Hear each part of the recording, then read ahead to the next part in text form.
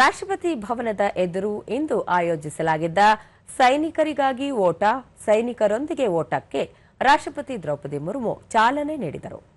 ರಾಷ್ಟ್ರಪತಿ ಅವರ ಅಂಗರಕ್ಷಕರು ಮತ್ತು ಪಡೆಗಳ ಸೇನಾ ಪರಂಪರೆ ಮತ್ತು ಶ್ರೀಮಂತ ಸೇವೆಗಾಗಿ ಪಿಬಿಜಿ ಸೋಲ್ಜರ್ ಥಾನ್ ಓಟವನ್ನು ಸಮರ್ಪಿಸಲಾಗಿದೆ.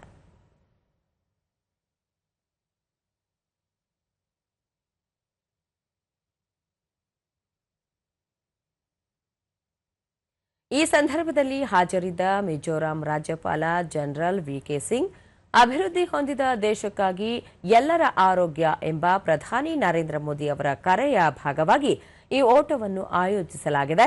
ಯುವಜನರು, ನಾಗರಿಕರು, ಸೈನಿಕರೊಂದಿಗೆ ಓಟದಲ್ಲಿ ಪಾಲ್ಗೊಂಡಿರುವುದು ಸಂತಸದ ಕ್ಷಣವಾಗಿದೆ ಎಂದರು.